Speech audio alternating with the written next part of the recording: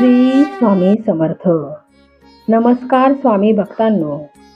आज तुमच्या समोर असा अद्भुत चमत्कार घडणार आहे जो तुमच्या जीवनात सकारात्मक बदल घडवेल. होय भक्तांनो, तुम्ही अगदी योग्य ऐकले आहे. आज काहीतरी अद्भुत घडणार आहे. फक्त हे 10 मिनिटे ऐका. त्या क्षणी धन, संपत्ती, यश तुमच्या जीवनात मुक्तपणे प्रवाहासारखे येईल. आता तुम्ही विचार करत असाल तर हे कसे शक्य आहे? तर होय भक्तांनो, आम्ही सांगतो. हा मंत्र एकदा ऐका आणि स्वतःच त्याचा प्रभाव अनुभवा. हजारो लोकांचे नशीब या मंत्राने उजळले आहे आणि आत्ता तुमची वेळ आलेली आहे. भक्तांनो, पैसा कमवण्यासाठी फक्त कष्ट पुरेसे नाहीत, तर देवाचे अखंड नामस्मरण तुम्हाला करावे लागेल. तरच योग्य ऊर्जा मिळू शकते. प्रिय भक्तांनो, आणखी एक संधी आलेली आहे. आज तुमच्या इच्छा लगेच पूर्ण होण्याची शक्यता आहे. आणि ज्या रात्री तुम्ही हा मंत्र ऐकाल त्याच रात्री तुम्हाला हजारो लाखोंचा फायदा होऊ शकतो.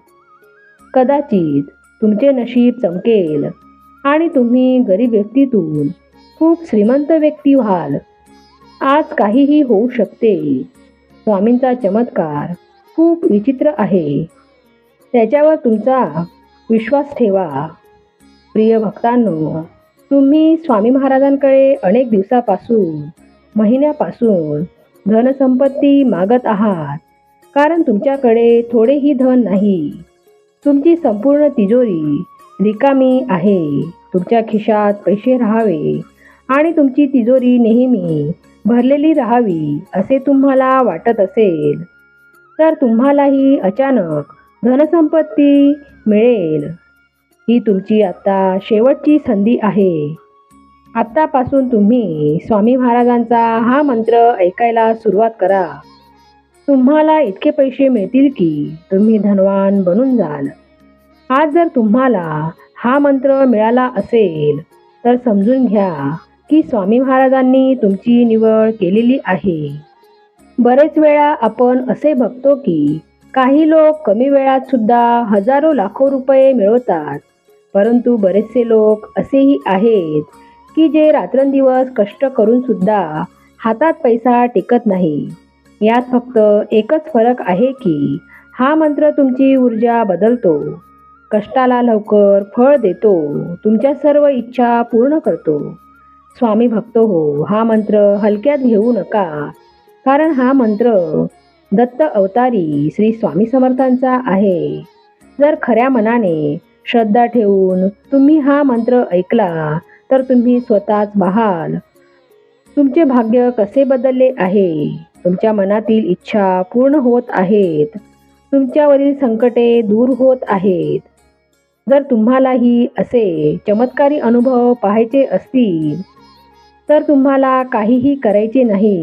फक्त एक वेळ हा अद्भुत मंत्र 108 वेळा ऐका आणि मग तुमच्यासमोर घडणारा चमत्कार आम्हाला सांगा. भक्तांनो, मंत्रातील शब्द हे फक्त शब्द नाही, तर श्री स्वामी समर्थांचा आशीर्वाद आहे.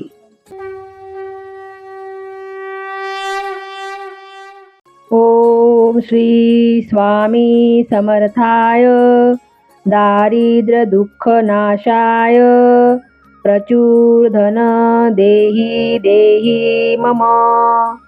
ओम श्री स्वामी समर्थाय दारिद्र्य दुःख नाशाय प्रचुर धन देहि देहि मम. ओम श्री स्वामी समर्थाय दारिद्र्य दुःख नाशाय प्रचुर धन देहि देहि मम. ओम श्री स्वामी समर्थाय दारिद्र्य दुःख नाशाय प्रचुर धन देहि देहि मम. ओम श्री स्वामी समर्थाय दारिद्र्यदुःखनाशाय प्रचुरधन देहि देहि मम। ओम श्री स्वामी समर्थाय दारिद्र्यदुःखनाशाय प्रचुरधन देहि देहि मम। ओम श्री स्वामी समर्थाय दारिद्र्यदुःखनाशाय प्रचुरधन देहि देहि मम।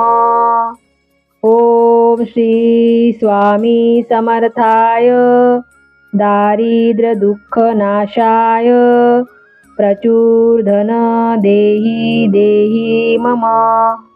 ओम श्री स्वामी समर्थाय दारिद्र्यदुःखनाशाय प्रचुरधन देहि देहि मम। ओम श्री स्वामी समर्थाय दारिद्र्यदुःखनाशाय प्रचुरधन देहि देहि मम। ओम श्री स्वामी समर्थाय दारिद्र्यदुःखनाशाय प्रचुरधन देहि देहि मम। ओम श्री स्वामी समर्थाय दारिद्र्यदुःखनाशाय प्रचुरधन देहि देहि मम। ओम श्री स्वामी समर्थाय दारिद्र्यदुःखनाशाय प्रचुरधन देहि देहि मम। ओम श्री स्वामी समर्थाय दारिद्र्यदुःखनाशाय प्रचुरधन देहि देहि मम। ओम श्री स्वामी समर्थाय दारिद्र्यदुःखनाशाय प्रचुरधन देहि देहि मम।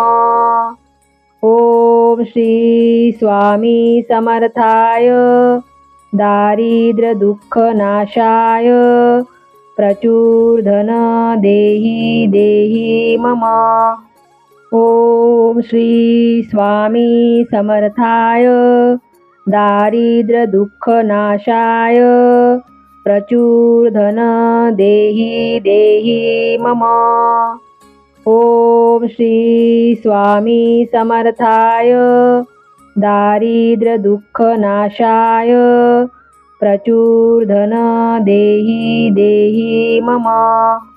ओम श्री स्वामी समर्थाय दारिद्र्यदुःखनाशाय प्रचुरधन देहि देहि मम।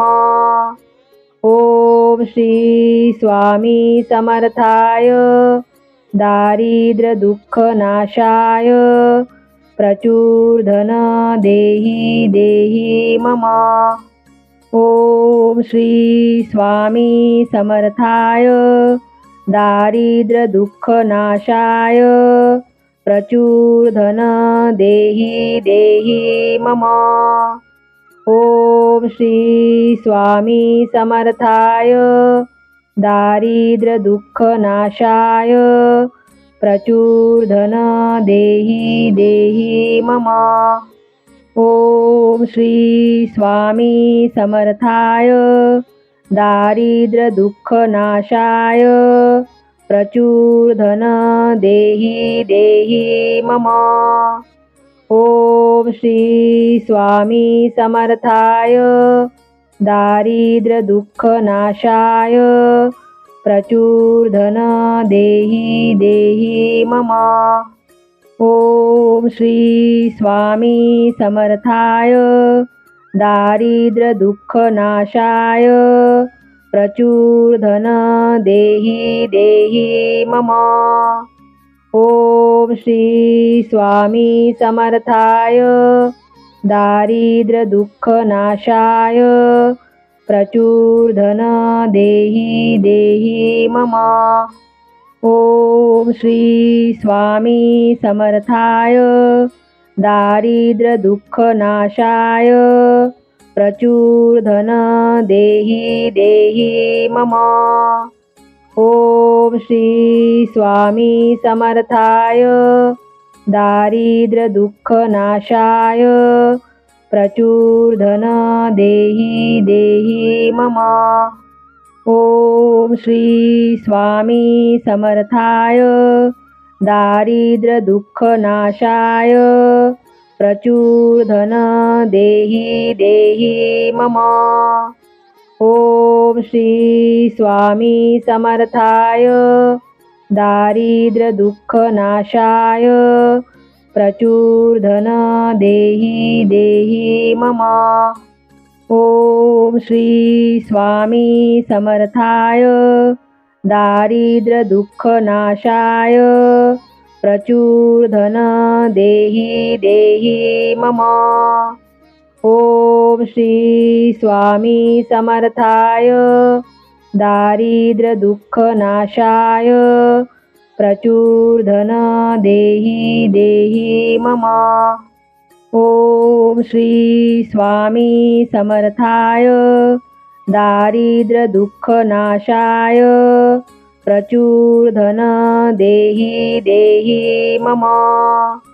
ओम श्री स्वामी समर्थाय दारिद्र्य दुःख नाशाय प्रचुर धन देहि देहि मम। ओम श्री स्वामी समर्थाय दारिद्र्य दुःख नाशाय प्रचुर धन देहि देहि मम। ओम श्री स्वामी समर्थाय दारिद्र्य दुःख नाशाय प्रचुर धन देहि देहि मम। ओम श्री स्वामी समर्थाय दारिद्र्य दुःख नाशाय प्रचुर धन देहि देहि मम। ओम श्री स्वामी समर्थाय दारिद्र्य दुःख नाशाय प्रचुर धन देहि देहि मम। ओम श्री स्वामी समर्थाय दारिद्र्य दुःख नाशाय प्रचुर धन देहि देहि मम। ओम श्री स्वामी समर्थाय दारिद्र्य दुःख नाशाय प्रचुर धन देहि देहि मम। ओम श्री स्वामी समर्थाय दारिद्र्य दुःख नाशाय प्रचुर धन देहि देहि मम।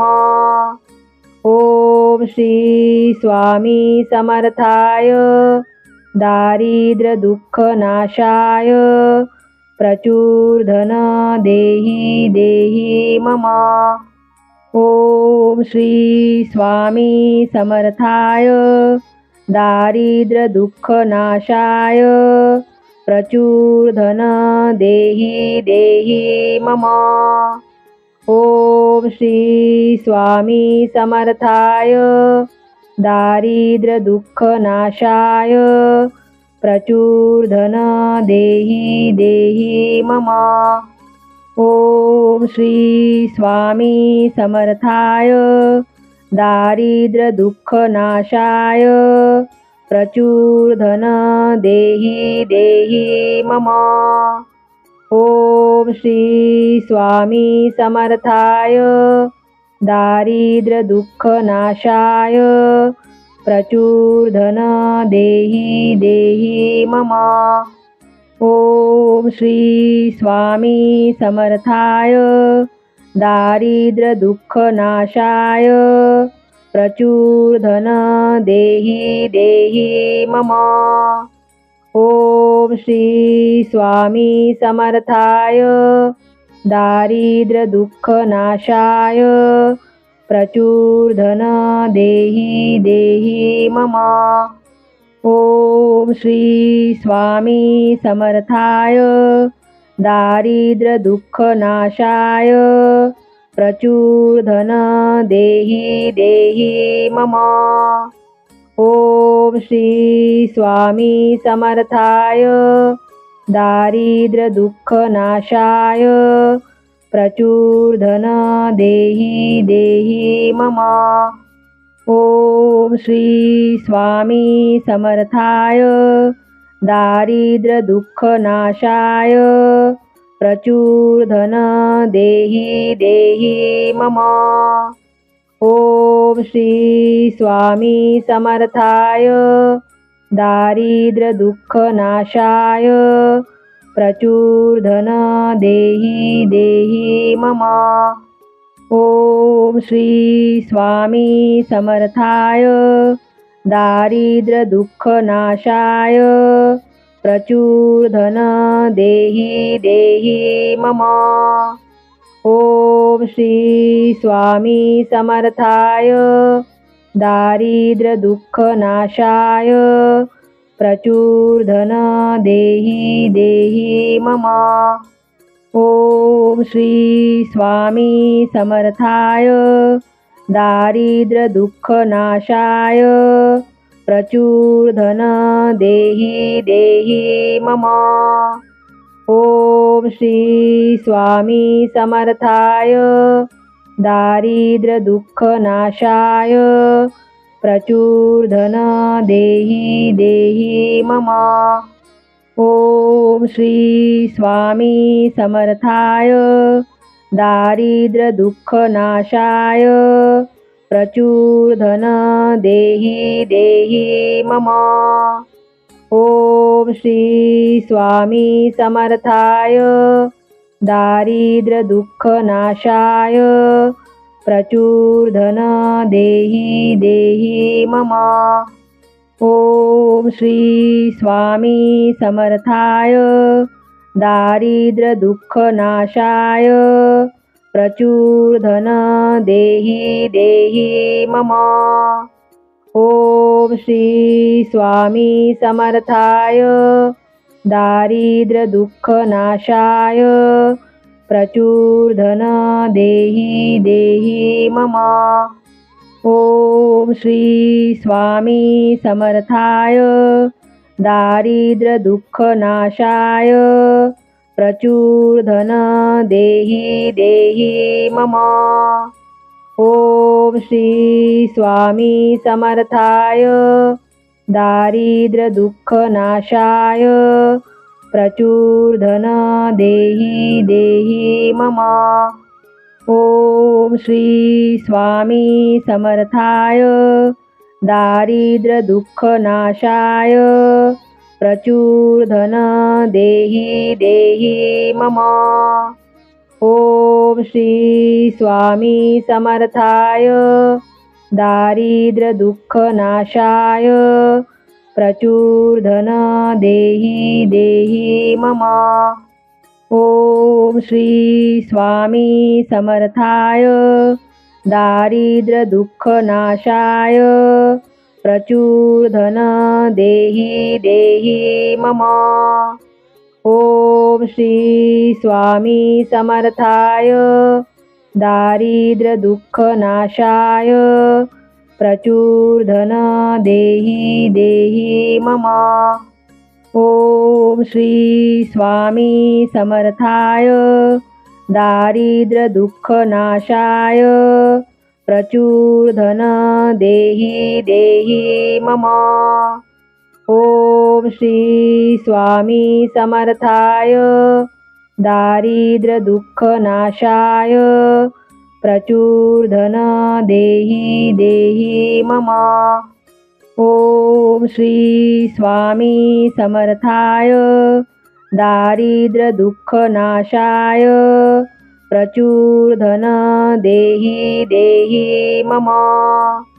ओम श्री स्वामी समर्थाय दारिद्र्य दुःख नाशाय प्रचुर धन देहि देहि मम। ओम श्री स्वामी समर्थाय दारिद्र्य दुःख नाशाय प्रचुर धन देहि देहि मम। ओम श्री स्वामी समर्थाय दारिद्र्यदुःखनाशाय प्रचुरधन देहि देहि मम। ओम श्री स्वामी समर्थाय दारिद्र्यदुःखनाशाय प्रचुरधन देहि देहि मम। ओम श्री स्वामी समर्थाय दारिद्र्यदुःखनाशाय प्रचुरधन देहि देहि मम। ओम श्री स्वामी समर्थाय दारिद्र्यदुःखनाशाय प्रचुरधन देहि देहि मम। ओम श्री स्वामी समर्थाय दारिद्र्यदुःखनाशाय प्रचुरधन देहि देहि मम। ओम श्री स्वामी समर्थाय दारिद्र्यदुःखनाशाय प्रचुरधन देहि देहि मम। ओम श्री स्वामी समर्थाय दारिद्र्यदुःखनाशाय प्रचुरधन देहि देहि मम। ओम श्री स्वामी समर्थाय दारिद्र्यदुःखनाशाय प्रचुरधन देहि देहि मम। ओम श्री स्वामी समर्थाय दारिद्र्यदुःखनाशाय प्रचुरधन देहि देहि मम।